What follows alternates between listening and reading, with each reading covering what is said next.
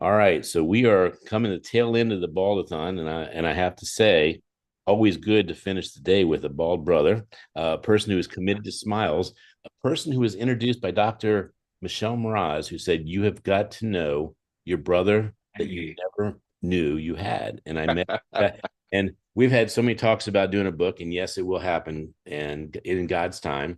But Dr. David Banks, every time I call you to say I'd like to have your voice as part of a message, whether it's a smile or an author or a bald, you've always said, yes, I'd be glad to be there. So the first thing I want to do is acknowledge you that you are certainly a friend, certainly a big friend. So, And I appreciate you. Thank you. and every time you talked about something different. So this time we're talking about the power of leadership, how you define it, Yes. why you chose to be it, what you're challenged by, and most importantly, how you make a bald difference as a leader. Excellent. Floor Excellent. is yours, sir. All right. Greetings, everyone. It is always a pleasure. I appreciate Ken so much being a part of this ballathon. So I am Dr. David Banks, president of Noble Success Strategic Group. And my whole focus is really helping people, really understanding their purpose, really understanding pain points, and really how to help them to really profit in whatever they are doing in their business. I am a purpose discovery specialist. I'm very passionate about helping people really understand what their purpose is and really learning how to walk in it. And my purpose is to impact and empower people to succeed in their personal and professional life in order for them to be productive and fulfilled. My whole goal in life is not just helping me to be productive, but to truly be fulfilled in their life. Now, when we talk about leadership, I have truly enjoyed inspiring, impacting leaders from all over the world. And I really look at leadership. It is not title focused, but really setting an atmosphere for transformation. So many times as leaders, they try to focus on their title as a leader. Always say titles doesn't make you a leader. It only reveals what type of leader you are. So setting the atmosphere to make sure that people have an atmosphere for them to grow. I always say leaders should always look at the people that are following them as future leaders. When a leader looks at followers and keeps them as followers, that's not a healthy leader. A leader is really the one to make sure the ones that are following them, they are going to be leaders at a time in their lives. And that's what leadership is all about, is really developing, creating an atmosphere to helping those that follow you to really be able to bring out the leader that's inside of them. One of the huge aspects of leadership is vision. I always encourage leaders, lead by vision, not by your title. Leaders has the opportunity to really set the vision. Where are we going? How are you able to take the things that's inside of you and bring those out to be able to accomplish the things that you were set out to do? One of the challenges when it comes to leadership is really, like I said, trying to leave from your title and thinking that from my title is going to bring me my identity. Your whole focus of leadership is setting the atmosphere so that you can help bring the leader out in other people. How do I have made a bold difference in the world? In 2018, I wanted to do a global initiative. And that global initiative was really set up, and it was called the Global Smile Challenge. It was set out for 31 days, and the whole focus was smile and the reason will appear. So many times when we think about smiling, we think, well, in order to smile, something has to happen first in order for me to smile. Well, I decided, let's change that because that's what leaders do, is really set an atmosphere and to help people think about things maybe they've never thought about. So I did this global challenge around the world and just had people around the world to start the initiative to just smile and the reason will appear.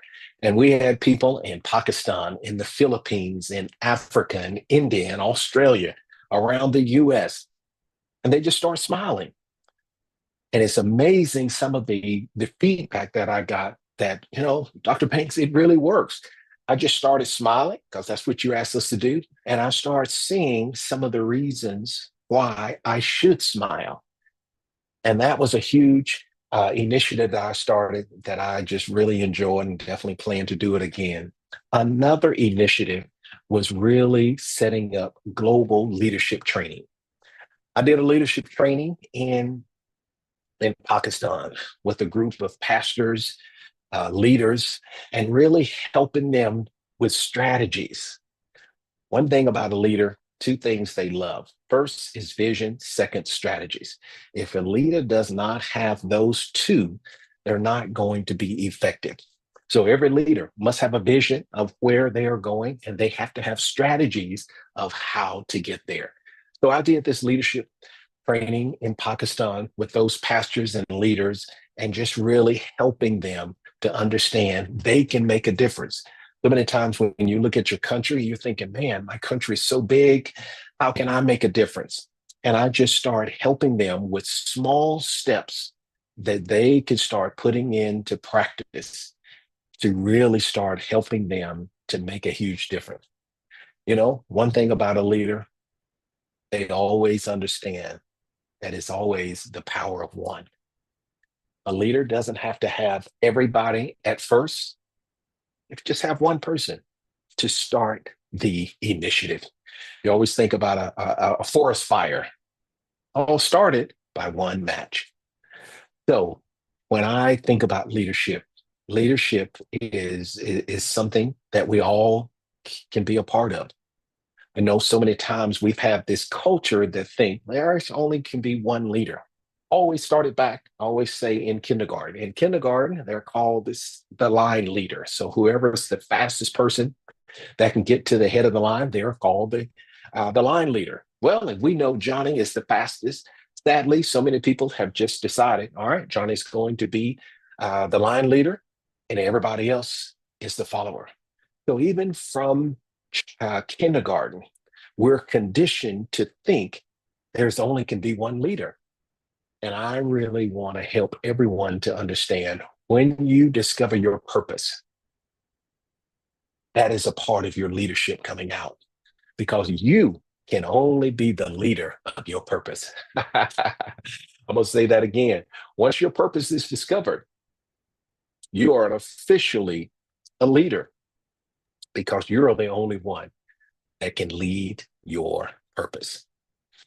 So I really want to make sure in this BaldAThon that I encourage you to help you to understand there's a leader in you. All right. I know society has constantly made people think that there only can be one or two leaders. And if you are born in this family, if you are developing this, you can be a leader. My friend, all of us has the potential to lead in their lives. All of us have the potential to really bring out things that we can make a difference. But it all starts, I firmly believe, it all starts by knowing your purpose. I have been a purpose discovery specialist for over 20 years, helping people discover their purpose. And last, what I want to share is the three dimensions of purpose. The first is called the purpose blueprint. The purpose blueprint is we all have this. It's a universal that we're all placed on this earth to impact others in a positive manner. That's a universal purpose. That's what Ken and I and everybody else. The next one is purpose fingerprint.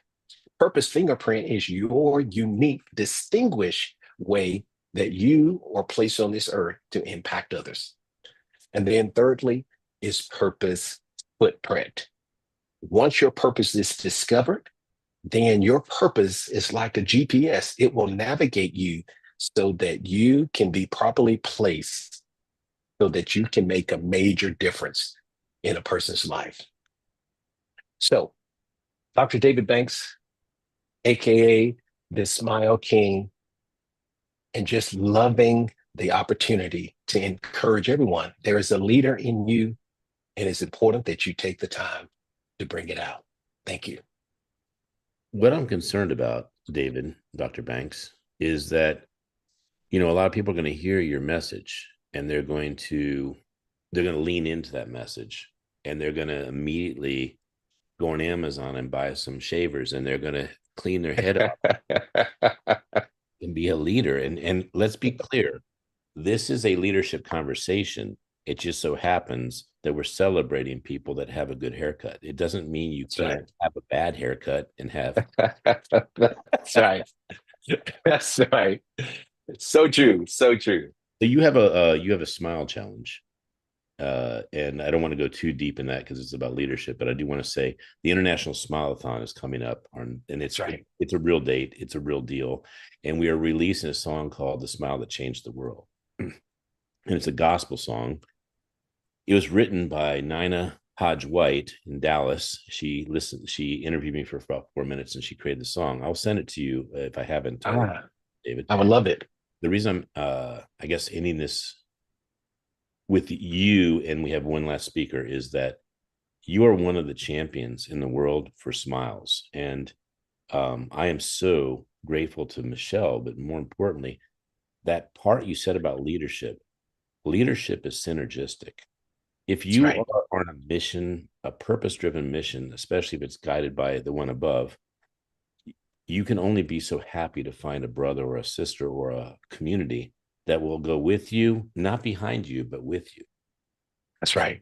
to cause that mission to happen. And, you know, there's things that are happening in this world that we just, our mouths drop and go, how could this be? This good person was shot, or things like that. And when we teach people about love, those things happen less. It's not that it's Exactly. zero, but they happen less. And my view, and to your point of leadership, is there's a pendulum, and the more we don't correct it so that it can go to the good side, the more it is allowed to go to the bad side. And It's if so true. So if true.